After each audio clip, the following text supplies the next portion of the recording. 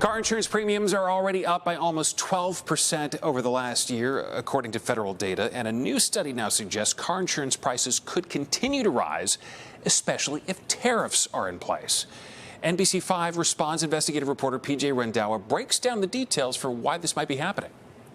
Auto insurance costs were already projected to rise this year, but with tariffs on Canada and Mexico, they would rise about 60% faster. Data analysts with Insurify looked into how much a 25% tariff on imported goods from Canada and Mexico could impact full coverage car insurance costs. Insurify is a website that consumers can use to compare insurance prices. Before tariffs, we expected to see about a 5% increase in prices by the end of the year across the nation.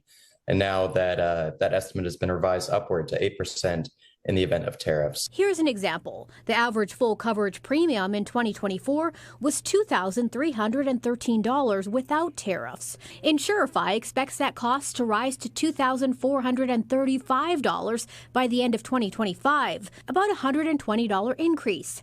Tariffs add another $67 to the bill, and here's why. When you have tariffs, it costs more for auto parts. When you damage your car, get into an accident, and then insurance has to pay to cover that. Roughly 6 out of every 10 parts used by U.S. auto repair shops come from Mexico, Canada, and China, according to the American Property Casualty Insurance Association. But tariffs aside, why are car insurance prices increasing anyway? Poor post-pandemic driving is part of the problem. The price and sophistication of today's vehicle and the growing pool of accident victims litigating crash claims are also to blame. How could you save cash on the cost of your car insurance? It's never a bad time to compare prices to see if you can save money by switching insurers. You could take on a higher deductible, which means lower monthly premiums.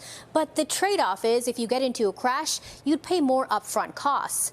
And check to see if your insurance company has some kind of drive safe incentive program, which would make you eligible for a discount.